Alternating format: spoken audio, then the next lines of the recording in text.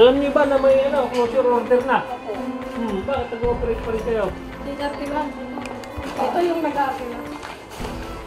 Wala pa rin po, pinatigil na po kayo nung nakaraan. Kung nga tinapos lang po namin ma'am eh. Kasi dapat pag gano'n kami, linisin na namin lahat. Pero nag-operate pa rin. Opo, Kasi kasi pinakaubos niya po sa yung plastic.